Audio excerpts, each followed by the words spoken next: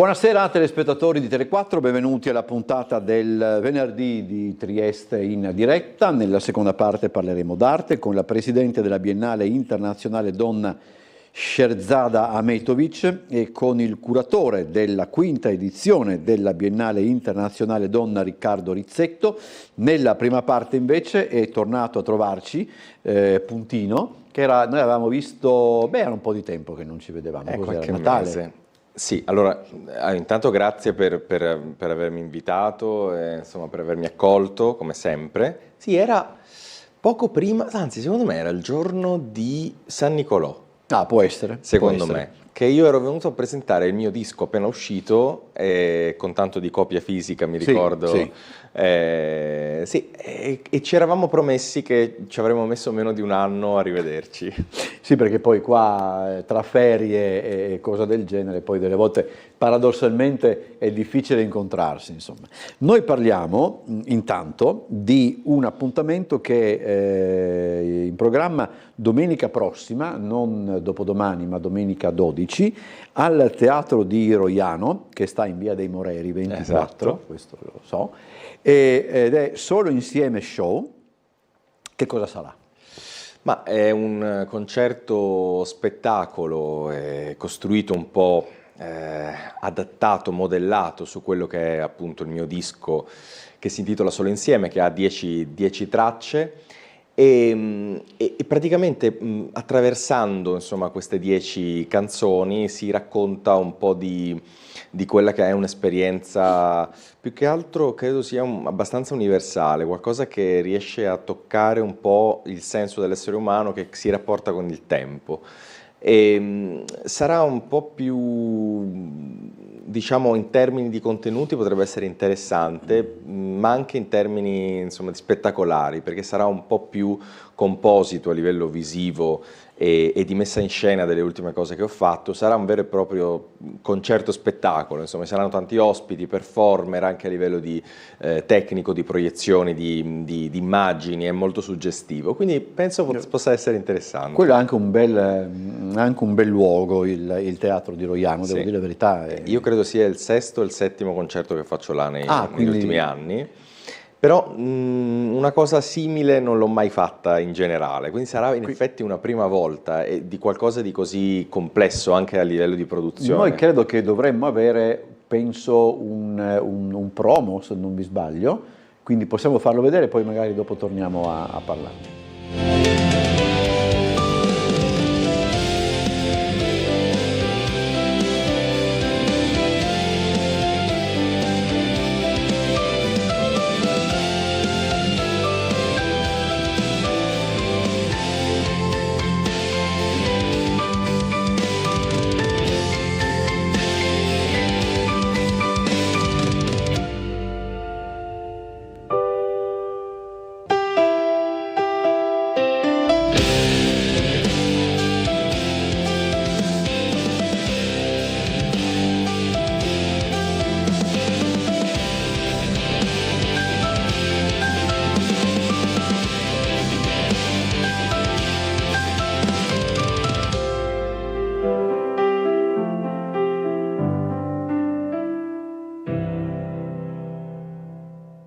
Allora, diciamo che parte dall'album. Io forse la domanda te l'ho già fatta, ma la rifaccio perché come tutte le persone avanti con gli anni rifanno... non ci vediamo anche da 4 mesi. È un concept album? È una sorta di... in realtà è una sorta di raccolta. Non mi piace tanto il termine compilation perché lo trovo più adatto ad altro tipo di situazioni e di produzioni, però in effetti è una specie di contenitore che raccoglie tutte le mie produzioni degli ultimi anni. Io l'ho definita una raccolta però da semine diverse, perché in effetti forse alla fine il senso era quello di poi riunire tutte queste canzoni, perché mi sono reso conto che poi mettendole in un certo ordine tutti questi brani degli ultimi insomma 3 o 4 anni, che sono appunto una decina più alcune cose inedite, per cui diciamo che il disco è una sorta di punto d'arrivo, quantomeno di partenza, in effetti messe in un determinato ordine avevano un'unità di senso molto forte E allora ho pensato che forse fosse il momento di mettere un punto e di raccogliere queste specie di figli unici, di bimbi sperduti sotto uno stesso tetto. E quindi, siccome insomma io sono il genitore, anche proprio perché in effetti li ho creati io, allora li ho presi per mano, ho detto: sapete cosa? Vediamo se mettendovi insieme riusciamo a farvi giocare bene. Allora, questo anche mi pone mi dà il destro per una domanda a cui forse la risposta c'entra molto la psicologia in questo. Allora, Sono pronto. Quando una persona, diciamo così, si fa da solo, ormai è molto facile, no? Con Spotify lo puoi fare, fai una compilation adesso si chiama playlist, no? Mi pare, se Sì. non mi sbaglio. Allora, uno si fa una playlist di brani, non so, del cantante che gli piacciono, eccetera. E se fa una playlist, vuol dire, è un elenco ragionato, no? Cioè non vado a mettere brani di un cantante che non mi piace, di un autore, insomma, che non mi piacciono, eccetera. Tuttavia, sempre succede che quando uno poi ha questa playlist, eccetera, e la riascolta in macchina, ci sono sempre dei brani che uno dice: porca mare, questo se sapevo non lo mettevo perché Questo è vero. non mi piace, è sempre così. Mi avevano anche spiegato un attimo, capita questo anche adesso a livelli differenti, mi rendo conto, anche quando si mette quando si prepara la scaletta, in questo caso di uno spettacolo o di un album come questo, cioè che ad un certo punto magari si realizza che ma magari forse quel brano potevo non metterlo, magari credo sia anche una sensazione che cambia di periodo in periodo quando uno riprende in mano certe cose. No, allora, in questo caso mi è stato abbastanza semplice perché le canzoni pubblicate erano quelle, io mi sono imposto di voler raccogliere semplicemente quelle che avevo pubblicato più un inedito e quindi è stato semplice. Per quanto riguarda le scalette invece è una sorta è come la sensazione è quella di andare al patibolo quando bisogna scegliere una scaletta, perché tu hai tante canzoni tue, poi anche tante cover che chiaramente rientrano a livello di tematica e testo, sì. Uno le sceglie perché rientrano, no, in una narrazione orizzontale. Poi c'è chi invece sceglie, insomma, fa dei concerti magari in cui inserisce dentro delle canzoni che gli piacciono e basta. Io cerco in qualche modo di trovare un filo conduttore, sì. No? E quello è una cosa veramente dà una sensazione di disperazione, più che altro non tanto le canzoni, dici, sai, questa potevo non metterla, ma tutte le altre che non hai messo. Sì.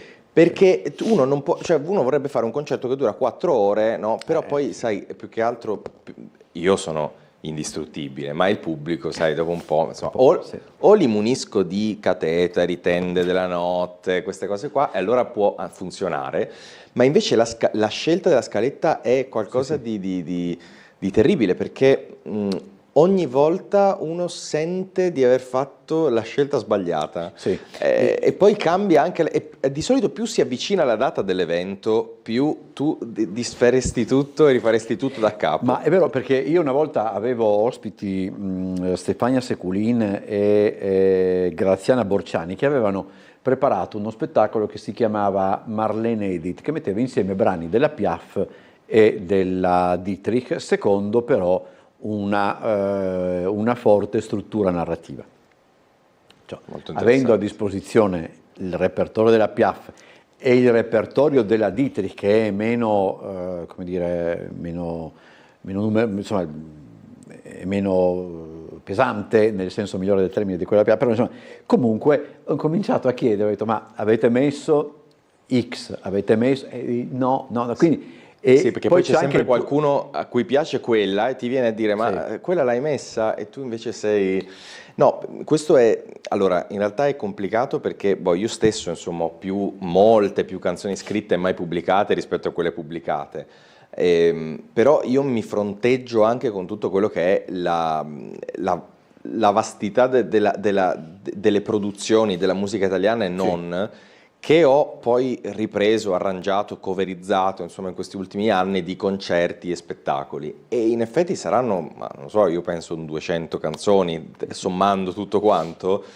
E chiaramente tu devi fare delle scelte, poi pensi anche che vorresti inserire qualcosa che magari ti rappresenta di più in quel momento, oppure qualcosa che magari brani anche famosi, recenti, no? Dell'ultimo festival di Sanremo, per esempio, che dici, ah, questo, non so, un po' tira il pubblico e un po' ha un significato che in questa narrazione funziona, no?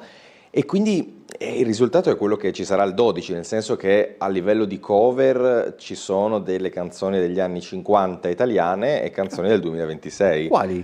Non si può dire. Non si può dire. Accidenti. Te lo dico dopo in separata Però sede. è anche curioso, insomma. No, è senza dubbio stimolante, ecco, questo credo sia Per la esempio, cosa che ognuno ricerca, no? Poi lo stimolo, anche stimolare se stessi prima di stimolare il pubblico. So che è una domanda che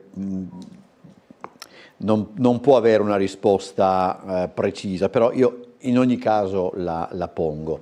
Per quanto riguarda il cinema, a mio avviso, il decennio più innovativo è stato quello degli anni 70. Secondo me negli anni 70, ma Forse non anche a livello musicale. volevo arrivare a questo, nel senso, negli anni, quando parliamo del cinema degli anni 70, secondo me si andava a realizzare quel connubio ottimo fra un grande senso del racconto, che poteva essere anche un racconto politico, anche un racconto, con un grande senso del cinema, cioè movimenti di macchina, montaggio e cose del genere. Secondo me quello che è venuto dopo, un po' privilegiando magari un aspetto rispetto che all'altro, non ha continuato. Cioè, ci sono dei film, tanto per dire, adesso è il 50° anniversario dell'uscita di Tutti gli uomini del Presidente, che credo sia uno dei film più esemplificativi di quel periodo. Però mi rendo anche conto che, parlando di cinema, è molto più facile questo tipo di ragionamento. Parlando di musica potrebbe essere più complesso, perché, come posso dire, gli stili musicali, i generi sono talmente tanti, sì, poi dipende se parliamo di musica internazionale, perché alla fine i tempi, no, di costruzione di alcune correnti non sono poi omogenee, omologate sì, per sì, tutto il mondo, sì. no? Ma per quanto riguarda la musica italiana, per esempio, sicuramente sì, forse gli anni 60. Diciamo che sì, anni 60 e anni 70 probabilmente Sì, sono state le sì. grandi. Poi negli anni 80 c'è stato sicuramente l'avvento della tecnologia, che ha sicuramente anche a livello proprio sonoro, insomma, inserito nuovi concetti.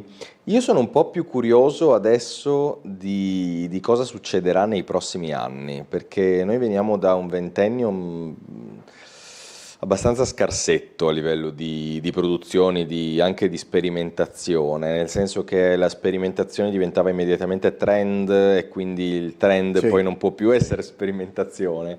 No, il famoso indie che una volta si faceva, adesso poi è diventato un genere in effetti mainstream, che è l'esatto contrario dell'indie, però c'è dell'indie nel concetto di indipendenza. Io penso agli anni 60, agli anni 70 con il grande cantautorato, il primo cantautorato, ma anche secondo me l'idea della composizione, dell'armonia, sono sicuramente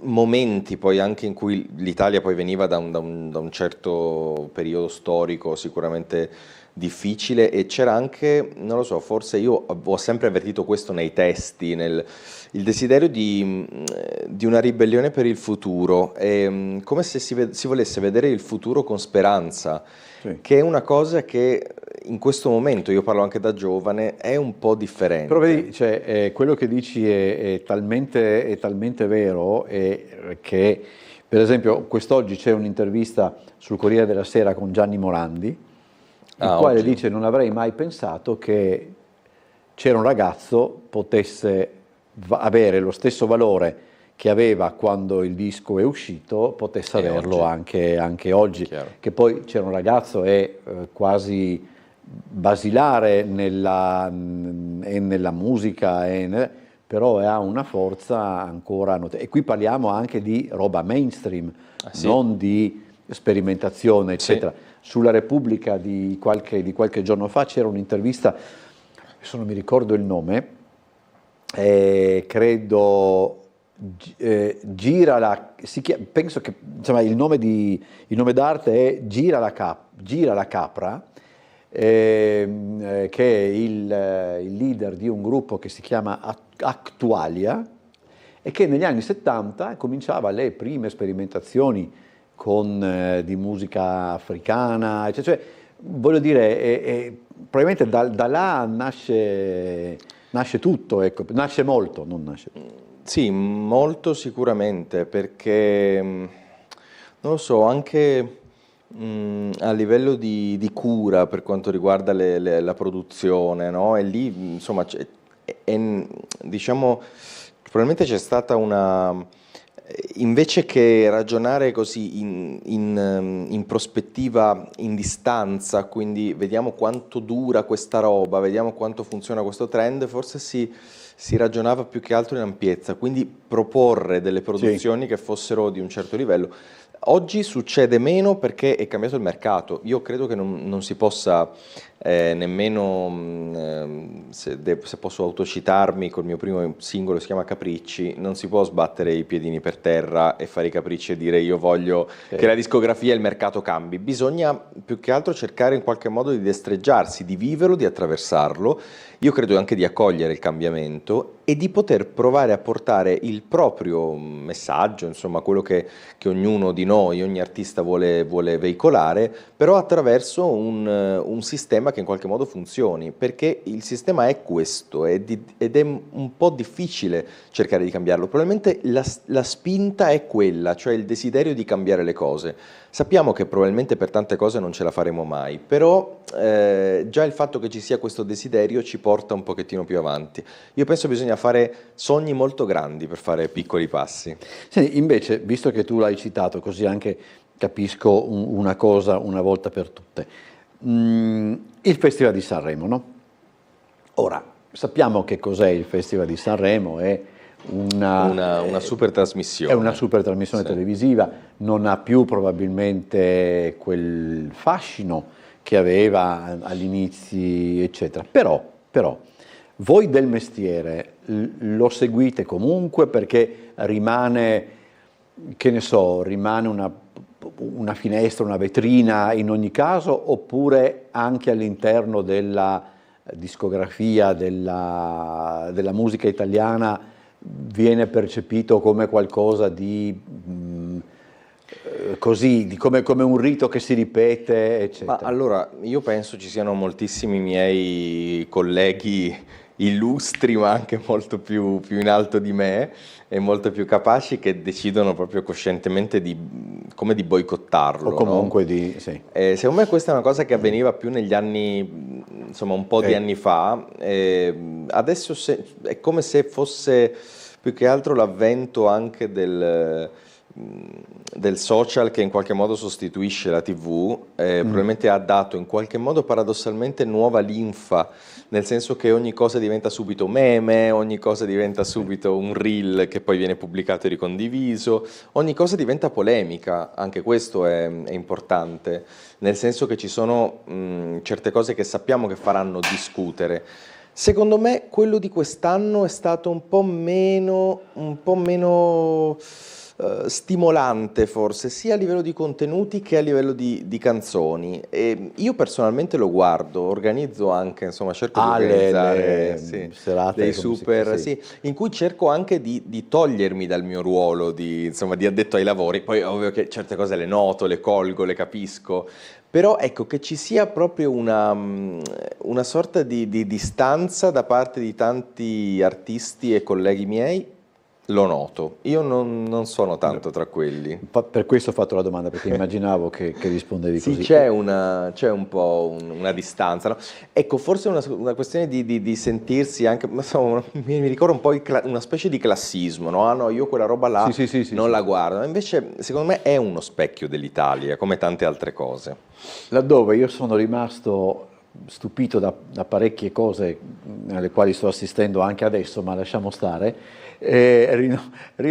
Sono rimasto un po' stupito per come la RAI non sia riuscita a cogliere la modernità paradossale che poteva offrire un'operazione come il recupero di Canzonissima. Sì. Perché Canzonissima aveva un regolamento anche spietato, nel senso che c'era un voto da parte del pubblico che eliminava i cantanti fino ad arrivare nel giro di 13 puntate, mi pare che la finalissima ne aveva 8 o 6, e quindi con una eliminazione. La formula che viene, e lì si proponevano però anche nuove canzoni, perché i cantanti proponevano il proprio repertorio e poi quando si arrivava ad un certo, diciamo, ad una certa fase bisognava proporre delle canzoni nuove. Fare un festival di cover come mi pare stia, io non vedo perché mi pare proprio non aver colto lo spirito di allora e neanche quella cattiveria che forse la gente vuole. È un momento, secondo me, in cui tantissime forme d'arte stanno un po' andando a tentoni, no? Cioè, adesso sta tornando... C'è parecchia gente va a tentoni. Ha sempre funzionato, ma poi io penso che l'effetto nostalgia in questo momento storico sia veramente a livelli proprio nauseabondi, e cioè davvero, ma io lo vedo col cinema, lo vedo con la cultura pop, no, quel film fa successo oppure se ne parla tanto perché torna quel personaggio di 20 anni fa che si era ritirato, era online, no? E allora secondo me, io credo che ci sia forse anche giustamente una sorta di paura del nuovo, dell'inserire il nuovo, c'è una sorta di rilassamento sull'usato sicuro che a volte funziona, a volte no. Io credo che la RAI poi è in un momento anche storico, sociopolitico di un certo tipo e credo che assisteremo sempre più a nuove situazioni. Io penso che l'importante sia semplicemente sempre fare quello che fai tu in questo momento, cioè interrogarsi, farsi la domanda.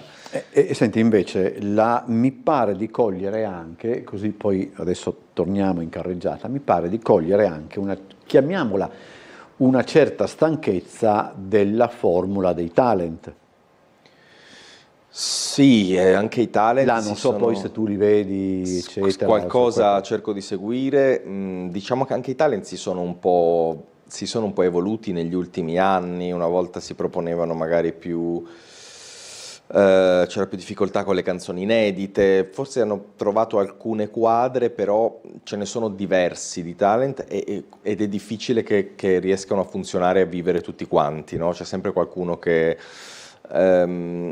c'è secondo me, in generale vedo una sorta di sovrabbondanza di prodotti, di produzioni, sì. di proposta, no? Cioè un mercato che è ulmo, non riesce, cioè è come se fosse sempre sul punto di esplodere.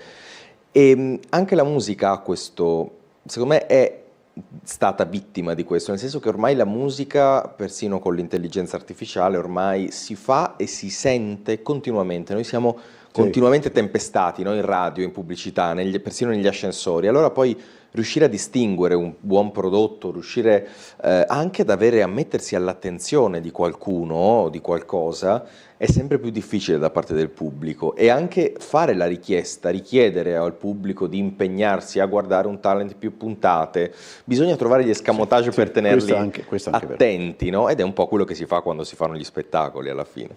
Senti, adesso è ancora distante, però insomma 2 mesi non è che siano tanti. Immagino che starai anche già guardando all'estate. Sì. Io sono in un momento della mia vita anche molto interessante, perché questo progetto Solo Insieme è cominciato al 24 di aprile del 2025, in realtà dell'anno scorso, perché è stato un tour di insomma le prime 12 date, insomma è stato estivo, un giro di concerti molto sull'onda di quello che accadeva durante la serata. Poi c'è una struttura, chiaramente io non credo alla gente no, che dice sì io improvviso, no, ti devi preparare delle cose, poi più fai, più hai gavetta, diciamo, più poi riesci anche a confluire con lo spirito più che altro del pubblico del momento, eccetera. E poi anche là io pensavo di fare un 2 o 3 concerti, poi ne ho fatti 12, poi ho detto vabbè basta. Poi mi è venuta sta cosa del disco, poi c'è stato l'evento di Miss Trieste che ho fatto l'anno scorso con Nikita, che tra l'altro sarà una delle ospiti di questa data del 12, e in qualche modo c'è stata una sorta di costruzione contemporanea, no? Poi più che altro sia nel disco che nel tour precedente che in questo concerto in particolar modo si ruota tutto quanto intorno alla metafora del ponte, ma più che altro non troppo in maniera buonista quanto proprio dell'idea della costruzione, dell'edificazione. Il palco del 12 di aprile sarà arredato come un piccolo cantiere in cui succederanno un po' di cose, ci saranno persino i birilli, i nastri, perché il senso è proprio quello di costruire man mano, e anche la contemporaneità è qualcosa che stimola, mette un po' di ansia, però stimola anche chi la fa. Per cui io sto pensando all'estate e chiaramente mi sto già muovendo perché poi uno si gira da una parte e si gira dall'altra, è arrivato giugno, però sì, questo 12 aprile è più che altro, io non lo so se sia un punto di partenza o un punto di arrivo, però è un punto ed è come aver edificato qualcosa e adesso poter in qualche modo guardarsi intorno, no? Godere di questa struttura che uno piano piano ha tirato su. E poi non si sa quante altre strutture uno potrà costruire, come, dove, in quanto tempo, con chi. Però non lo so, questa cosa della progettualità a volte proprio, in effetti il cantiere è un progetto, no? E quindi anche il concerto, anche lo spettacolo, anche l'arte. Però tante volte la progettualità è qualcosa che segna, che in qualche modo calcifica prima del tempo, e invece l'idea di progettare piano piano è una cosa che mi stuzzica ancora, quindi sicuramente l'estate è già, insomma, ci sono già dei progetti, però non so dirti ancora quali, perché vedrò con l'arrivare del tempo. E ultima domanda, poi ricordiamo ancora l'appuntamento del 12, è cambiato qualcosa dall'ultima volta che ci siamo visti per quanto riguarda poi il mercato, o siamo sempre, il CD? Qualcuno mi diceva che stanno tornando anche le audiocassette, è vero? No? Sì, sì? Tornando è un termine generoso. Allora le cose, diciamo, quelle chicche per i collezionisti ci sono sempre, però anche i vinili sono tornati, ma non è che il mercato del vinile salverà il mercato, no? Io credo che ci sia sempre più un'idea di puntare al digitale, anche se ho la sensazione che anche l'idea del subentrare così a gamba tesa dell'intelligenza artificiale, anche nel campo musicale, io penso sarà una sorta di boomerang, io penso sarà una sorta di condizione che durerà magari un tot, però poi tutti quanti ne faremo uso, proveremo a vedere di cosa si tratta, come funziona, e poi a un certo punto ci sarà una sorta di passo indietro, una sensazione anche di repulsione probabilmente. E forse il digitale magari si è spinto talmente tanto oltre che adesso le persone hanno bisogno di qualcosa di fisico. Ma io infatti, appunto, ho pubblicato il disco in versione fisica, si potrà acquistare tra l'altro anche al concerto di domenica prossima, e in effetti è una pazzia totale, completa, cioè follia, anche perché tante persone l'hanno comprato e poi mi hanno detto: guarda, io comunque lo ascolto sugli store digitali perché io non so dove metterlo, perché in effetti neanche le auto hanno più. Sì, questa è una roba che per me è... Cioè, una delle mie 2 macchine non ha e quindi io per il mio disco me lo sono ascoltato la prima volta 2 mesi dopo la sua uscita, perché non sapevo dove inserirlo. Però vabbè, insomma, indifferentemente io penso sia interessante anche, ho visto insomma un po' di persone in questi ultimi mesi che se lo sono fatto autografare, e già il fatto probabilmente di avere, no, qualcosa Sì, perché anche quello tra le poi mani, dopo, io sì, penso dia soddisfazione anche per chi riceve questo tipo di prodotto. Allora, ricordatevi l'appuntamento del 12 aprile, quindi non questa ma la prossima domenica a Roiano, al Teatro di Roiano in Via dei Moreri, solo insieme show. A che ora? Alle 8:30, Alle 8:30, ci sono quindi i biglietti che sono acquistabili su Eventbrite, sul sito, e anche la sera stessa, chiaramente. Io penso sarà interessante a livello in termini di contenuto anche, penso sarà un bel viaggetto, quindi se avete voglia di farvi stimolare i sentimenti e le emozioni dall'inizio alla fine, sarà una cavalcata pazza. Grazie a Puntino per essere stato con noi, buon lavoro. E adesso andiamo in pubblicità e poi parliamo di arte.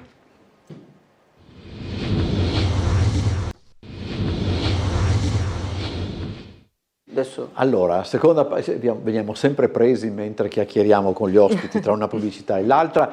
Per correttezza nei confronti degli ospiti e del pubblico, questo segmento di Trieste in diretta è stato registrato. Siamo in compagnia, come annunciato precedentemente, di Sherzada? Sì, corretto. Ahmetovic, che è la presidente della Biennale Internazionale Donna, e di Riccardo Rizzetto, che è il curatore della quinta edizione della Biennale Internazionale Donna, che è stata inaugurata all'inizio della settimana, quando? Il 27 di marzo abbiamo inaugurato, esatto, la scorsa settimana. Sì. Siamo in zona Magazzino 26, che ha già ospitato le altre precedenti edizioni. E prima di parlare di questa edizione, appunto, che si intitola La Boemia sta sul mare, parliamo un attimo proprio della Biennale Internazionale Donna, che sta avviandosi verso il 10° anno.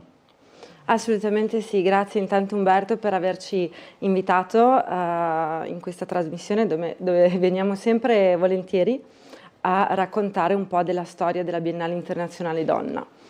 E per chi non ci conosce, la storia si avvia circa 10 anni fa, infatti l'anno prossimo festeggeremo i primi 10 anni di associazione. La Biennale Internazionale Donna è nata da delle fondatrici che erano per lo più anche degli architetti. Ricordiamo Barbara Fornasir, che non c'è più, è scomparsa, era un architetto molto importante per la città di Trieste, e io ho avuto la fortuna di iniziare la mia carriera proprio nel suo studio. E quindi appunto 10 anni fa c'erano dei temi importanti all'epoca, e quindi si era deciso di iniziare con questa manifestazione che appunto portava il nome di Biennale Internazionale Donna, perché all'epoca c'era ancora tanto bisogno di parlare di temi di disparità, disuguaglianza. Al giorno d'oggi siamo arrivati appunto a 10 anni di storia e ci sentiamo che questo nome ci sta un po' stretto, quindi questo è l'anno un po' della trasformazione, l'anno in cui attiveremo anche dei cambiamenti. E per questo abbiamo invitato il nostro curatore, Riccardo Rizzetto, che si presenterà, ma ci tenevo a dire un'altra cosa. La Biennale nasce anche con dei temi forti di rigenerazione urbana e ristrutturazione. E in quel posto poi... Esatto, e quindi la Biennale è nata anche con l'intento di riattivare una parte di città che era invisibile, era dismessa, in disuso, quale il Porto Vecchio, che era la più vasta area d'Europa dismessa. E quindi Antonella Caroli Palladini e Barbara Fornasir, con la presidente dell'epoca Alda Radetti, hanno deciso di lavorare insieme anche per attivare il Magazzino 26. Infatti la Biennale è uno dei primi eventi che è entrato in quei luoghi, in quegli spazi, e è diventato continuativo. Quindi ringraziamo tantissimo anche il Comune di Trieste, l'assessorato alle politiche dello sport e della cultura, nella persona di Giorgio Rossi, che ha sempre creduto in noi e quindi ci ha permesso di arrivare alla nostra quinta edizione. Questa è una cosa a cui tengo ed è molto importante, essendo anch'io architetto poi. No, fatalità. No, sì, quindi, sì. Allora. E quindi eccoci qui alla quinta edizione, al 10° anno, a parlare di temi sempre più attuali, sempre più importanti, e volevamo farlo con un curatore di rilievo, un curatore che lavora già da tempo nel mondo dell'arte e fatalità è anche lui architetto. Quindi non è una cospirazione di architetti, insomma. Siamo un po' ovunque. Siete un po' ovunque, insomma. Sì. Allora, Riccardo Rizzetto è appunto il curatore della quinta edizione e adesso, insomma, è un po', non si dovrebbe nemmeno, però è il primo curatore e non curatrice della manifestazione, il che non significa assolutamente niente, perché ormai, però insomma comunque significa qualcosa, si è sempre un po', diciamo così, non si esce da questo gioco di parole, eccetera, no? Sì, io intanto volevo iniziare dicendo che sono molto onorato ad essere il primo e lusingato anche in qualche modo ad essere stato invitato in questo momento di transizione che Biennale Internazionale Donna stessa vuole attraversare. Io lavoro sempre all'intersezione delle discipline. Se tu mi chiedi cosa sono, io ti rispondo che sono architetto. Se tu mi chiedi cosa faccio, io non necessariamente risponderei che faccio l'architetto. Per me l'architettura è un modo di pensare, è un modo per allenare l'arte del comporre, la composizione, il mettere assieme conoscenze, maestranze, riferimenti, pratiche diverse, e da questo Trieste ci insegna molto, è una città che da sempre mette assieme, quindi in qualche modo quando sono stato invitato a curare questa edizione a Trieste ho sentito che forse era anche un'occasione proprio ulteriore per mettere a fino questa idea a scalare di composizione. E poi l'architettura è sensibilità, è allenare la sensibilità e non c'è un medium specifico con cui farlo, quindi nel curare una biennale di questo rilievo ho anche avuto modo di testare e di mostrare anche proprio come questa molteplicità di approcci possa in realtà contribuire a creare un ambiente sempre più espanso, inclusivo e soprattutto che va ad interrogare un po' i luoghi comuni. Quindi come magari è banale sottolinearlo, ma come io da architetto non solo costruisco casa, allo stesso tempo una Biennale Internazionale Donna non necessariamente deve parlare solo di donna in un termine stretto, e quindi quello che ci piace pensare è come la donna sia una superficie sensibile, un campo di significati dove spesso purtroppo vengono prima proiettati, e quindi in questo senso ci piaceva andare un po' oltre e lavorare nell'espandere. Tutta questa edizione infatti di Biennale che ho titolato La Boemia sta sul mare, riprendendo dei versi di Ingeborg Bachmann e da un componimento omonimo che nel 64 tradusse in diretta TV italiana per la prima volta, ed è l'unica traccia di traduzione fatta da lei di questa poesia, e lei a sua volta si rifaceva ad una lunga tradizione di poeti e di autori che hanno speculato in questo luogo. E questo errore geografico è quello che apre la possibilità. La Boemia sappiamo che è una regione, se la guardiamo dal punto di vista geografico, in Repubblica Ceca. Ecco, sì. E se invece però la guardiamo tramite un po' la bibliografia che l'ha interrogata, diventa un luogo di speculazione, un luogo in cui pensare altrimenti, esercitare discontinuità. E questo era un po' il messaggio che volevamo portare. Io non ho mai capito se, per esempio, il termine francese bohème... Quello è interessante, il bohemien, che è stato coniato verso, non vorrei fare errori quindi mi perdonerete, 800, a metà 800 si iniziò a parlare di bohemien ed erano dei romani, non di Roma ma che erano arrivati a Parigi attraversando la Boemia, se non erro, e quindi da quello si stabilirono a Parigi. Ma poi ci sono state boemie un po' in tante città d'Europa, c'è stata, ma non solo, anche a New York in un certo momento c'è stata l'idea di boemia anche a Londra piuttosto che a Parigi, appunto, e quindi è questa idea di proprio cosa fare quando, come in tanti momenti della storia, la realtà che ci troviamo a vivere non ci basta, non ci soddisfa o riteniamo che non ci rispecchi, e quindi era l'invito a lasciare un po', è un invito questa mostra a lasciare un po' i preconcetti e a sviluppare i propri strumenti per orientarsi in un mare in burrasca. Il mare in burrasca che è la contemporaneità in cui spesso purtroppo ci troviamo a vivere, e quella che Byung-Chul Han definirebbe come la società dell'angoscia, e quindi in questo senso per uscire da questa impasse che ci immobilizza tra una pandemia e una guerra e così via, come fare. Quindi quello che suggeriamo è di ispirarci anche a Fosbury forse, e quindi a volte dare le spalle all'ostacolo e in quel modo inventare un nuovo altro di attraversare, un modo altro di attraversare. E in questo senso quindi questa mostra si propone di essere una pluralizzazione, una molteplicità di contributi che entrano in gioco. Abbiamo delle artiste selezionate tramite un bando pubblico e invece delle artiste invitate, e assieme vanno, anche l'esposizione è molto aperta, non c'è un percorso fisso, assieme i vari contributi vanno a lavorare per tensioni dialettiche da cui non vuole emergere un significato dato, ma vogliono emergere delle chiavi di lettura e degli stimoli che vengono suggeriti a chi avrà il piacere di venire a visitarci, affinché ognuno davvero possa, l'idea è quella di suggerire come sia necessario che ognuno sviluppi i suoi strumenti per orientarsi. Voi siete le persone più utili, non è che vi utilizzi come cavie, ma comunque siete le persone più utili per far capire anche come si organizza una manifestazione come questa. Cioè il curatore adesso, il curatore ha piena libertà di, come dire, di espressione, di espressione, certo, eccetera.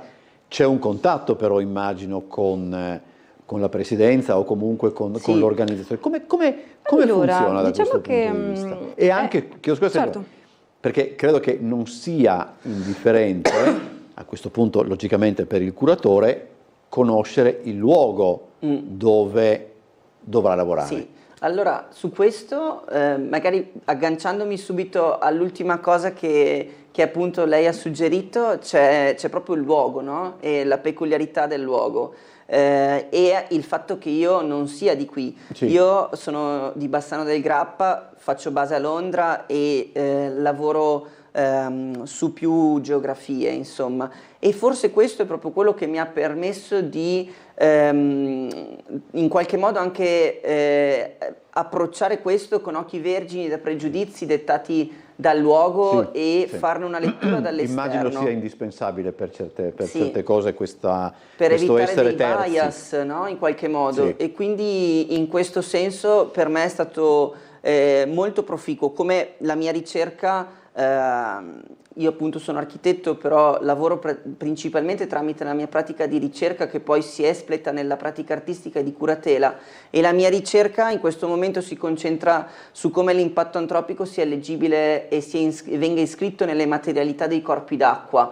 Questa ricerca è partita dal carciofo di Sant'Erasmo, e quindi da lì è andata a leggere la laguna di Venezia, però quello mi è stato possibile farlo stando a Londra, in qualche modo, non mentre vivevo a Venezia. Quindi questo fatto di essere in un altro posto o venire in un altro posto magari è anche un'occasione di portare una visione diversa. Sì, credo sia per certi aspetti, ripeto, fondamentale, perché chi vive nel posto dove magari deve organizzare delle cose può lasciarsi anche positivamente, ma comunque, virgolette, fuorviare dalla conoscenza, e magari può non accorgersi, proprio perché frequenta troppo spesso certi luoghi, di qualche cosa che chi arriva da fuori coglie magari subito. Sì. Esatto, ma infatti ci tengo anch'io a collegarmi a quest'ultimo tema e poi rispondo anche alla prima domanda. Mi è piaciuto molto l'approccio di Riccardo, perché quando è stato invitato a curare questa biennale non si è messo a disposizione soltanto nella curatela di un'esposizione, ma è entrato nel vivo del luogo, si è interrogato sul luogo in cui è calato questo Magazzino 26, questo luogo dell'esposizione, per poi entrare nel vivo dei temi del Porto Vecchio, dei temi attuali, di cosa succede oggi nel Porto Vecchio. E quindi da questo è nata anche una serie di attivazioni che Riccardo ha curato, che vanno a coinvolgere associazioni importanti per la città, ma anche associazioni che provengono da fuori e che noi presentiamo a Trieste per la prima volta e che hanno delle storie molto importanti da raccontare. La settimana scorsa, per esempio, abbiamo avuto una delle prime attivazioni che è stato un workshop.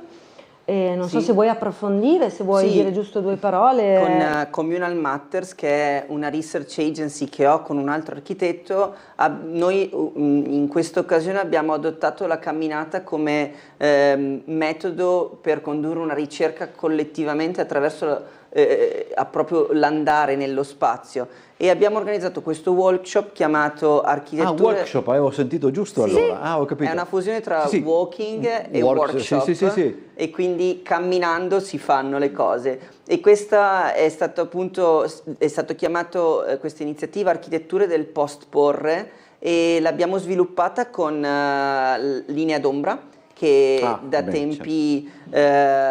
tempo si occupa, e sono anche il punto di riferimento per quella che è la situazione dei migranti della rotta balcanica che transitano per Trieste, e con l'artista Francesca Centonze, che ha portato in questa attività di gruppo un suo contributo a livello di sintonizzazione con sensi diversi. E questo è stato uno degli eventi, è stato il primo che ha aperto il calendario delle attivazioni, e che è il nostro public program, che abbiamo chiamato non a caso interferenze, in inglese interferences, ma in italiano interferenze, perché a volte va anche a complicare magari quello che è la pura organizzazione di una biennale, no? Creando delle complessità anche logistiche, organizzative, di comunicazione e tante cose. Però allo stesso tempo noi crediamo molto in questo, perché ci permette di creare una mostra che non è viva solo nell'apertura e poi ha una sua scia lunga e poi c'è la chiusura, ma cerchiamo di creare più occasioni pubbliche aperte a tutti per incontrarsi, fare comunità e soprattutto creare senso assieme. Non ci piacciono mai le definizioni date e le letture univoche delle cose, quindi crediamo molto in questa necessità di pluralizzare le voci. Uso spesso questa parola perché è davvero quello che sta alla base un po' di questa edizione, ma anche del mio credo in questo momento storico, e di come anche sorpassare un momento storico che ci ha mostrato che i luoghi comuni non funzionano. Allora, diciamo così, parte di questo public program, la prima tra l'altro è proprio nel momento in cui nelle ore in cui noi stiamo andando in onda, si chiama Stories as Forms, quindi storie come forme, lo traduco correttamente. Ed è, vedo scritto preview della Ephemeral Exhibition di Mal Design Mediterraneo. Esatto. Sì, come dicevo prima, noi non solo mostriamo ai nostri visitatori internazionali quello che succede a Trieste e la storia di Trieste, ma ci piace anche raccontare storie altre che provengono da altri luoghi, e infatti Riccardo ha invitato Malles, questa associazione che lavora e aiuta le donne tunisine di Sejnan nella diffusione, diciamo, del loro lavoro, che è anche patrimonio intangibile dell'UNESCO. Riccardo infatti ha voluto invitare Malles per raccontare una storia nuova a Trieste. Sì, Malles è questa non profit che appunto supporta questa comunità di donne, e con loro in realtà il secondo appuntamento, perché appunto il primo è stato già domenica 29, sì, quello del workshop, e questo secondo appuntamento è un format diverso. Anche appunto il public program tocca vari format, non è statico e non è focalizzato su un modo di attivare l'audience o di coinvolgere, e in questo caso è una mostra temporanea, è una mostra nella mostra che inauguriamo appunto stasera alle 5 e starà fino al 12, a domenica 12, e poi da questa ci saranno altre occasioni ci sarà un programma di screening di film saggio, quindi film che vanno anche ad interrogare contributi video, immagini in movimento, non è neanche film la parola giusta con cui nominarli, e sono tutti contributi internazionali. Abbiamo Sonia Levi, abbiamo Susan Schuppli, abbiamo Felix Lenz per la prima giornata, e poi ci sarà una seconda giornata che sarà appunto più in là. La prima sarà il 19 aprile, la seconda sarà il 25 aprile, e anche in questo caso è un'occasione di mostrare, si chiama Beat the Screen in qualche modo, il programma di screening, di proiezioni, ed è proprio un'idea di come questi contributi sfidino quello che lo schermo, l'inquadratura data, l'immagine fornita possa fare. Vanno a giocare sulla comunicazione, su attivare delle contronarrazioni, delle letture diverse di quello che spesso arriva in maniera monolitica e uniformata dall'informazione egemonica, che è sempre ovviamente una selezione di quali storie sono visibilizzate e quali sono invisibilizzate, e quindi in questo caso ci mostrano degli altri aspetti delle medaglie. C'è aria fresca, mi pare di capire. Aria fresca, insomma, infatti io sono contentissima di questa quinta edizione, perché appunto il nostro curatore è riuscito a leggerci nel pensiero, a vedere quello che volevamo raccontare con questo processo di trasformazione e con quello che volevamo mettere in atto, e lo stiamo mettendo in atto. Siamo contenti perché abbiamo avuto modo appunto anche quest'anno di esporre in quegli spazi fantastici del Magazzino 26, e speriamo di poterlo fare anche in futuro, e staremo in scena fino al 2 di maggio. Il 2 di maggio infatti avremo l'ultimo dei nostri appuntamenti, il finissage, che ci riporterà un po' a tutte queste tematiche affrontate nel percorso, e ci porremo delle domande anche in maniera collettiva. Ci chiederemo come è andato questo processo di trasformazione, a cosa ci porterà poi nel futuro e cosa sarà nel futuro la Biennale Internazionale Donna. E quindi vi aspettiamo ogni giovedì, venerdì, sabato e domenica, da qui al 2 maggio. C'è una domanda che a questo punto ci abbiamo verso la conclusione, ma che mi sento di farla proprio anche proprio perché abbiamo una persona che appunto non ha conosciuto prima lo spazio del Magazzino 26 e anche lo spazio del Porto Vecchio. Proprio lo chiedo senza grandi giri di parole. Che spazio è secondo lei? Beh, è uno spazio molto denso, è uno spazio interessante, ed è uno spazio in cui gli interventi che sono proposti andranno a provare a cancellare alcune storie che purtroppo sono passate, e proprio durante questo workshop era una contronarrazione che è partita dall'intervento proposto per questo porto, e spesso ci sono appunto delle narrazioni che creano, no? Una grammatica tramite cui leggiamo le cose, ed è proprio quello il potere dell'informazione, anche nel deviarci da un'altra lettura. E quindi nel nostro piccolo provare a suggerire un altro universo di segni, a mostrare degli altri segni, a mostrare come ci siano dei segni che sono magari invisibilizzati ma persistono. Ci piace pensare che possa essere un modo di contribuire ad approcciare in maniera più critica anche questo tipo di interventi, leggerli al di là di quello che viene proposto, dei grandi render, delle grandi visualizzazioni e delle grandi soluzioni, che poi dipende sempre da che punto di vista le leggi. L'architettura spazializza, porta assieme e tramite il fatto spaziale riesce a leggere anche in maniera composita dei fenomeni. C'è il fenomeno architettonico, il fenomeno materiale, c'è il fenomeno invisibile dei migranti che in questo momento trovano rifugio in questi edifici dismessi, ma poi c'è anche il fenomeno economico, il lato economico che si sovrappone. A parere mio diventa difficile pensare che un intervento così grande sia stato ponderato anche banalmente nel ritorno che può generare. Per riuscire veramente a risemantizzare un'area così grande bisogna avere davvero tanto flusso poi, e sarà una sfida che vedremo se avrà senso, se troverà il senso di essere stata messa in atto, o se invece porterà solo ad un altro tipo di intervento e di realtà. Tra l'altro poi voi sarete anche in zona, quindi potrete testare meglio gli sviluppi. Noi siamo fedeli al luogo e quindi speriamo di arrivare anche a una 6ª edizione in quello spazio. Tra l'altro quest'anno per la prima volta abbiamo attivato anche il primo progetto satellite, il padiglione austriaco, che abbiamo ospitato nelle sale espositive di Porto Piccolo. A Porto Piccolo abbiamo questo progetto satellite attivato con la curatrice Marlene Elvira Steins, e è il primo anno. Assistiana. Esatto, Assistiana, Porto Piccolo Assistiana, perché abbiamo voluto mettere in dialogo i due porti di Trieste, tra virgolette, un porto turistico nuovo e un porto storico vecchio.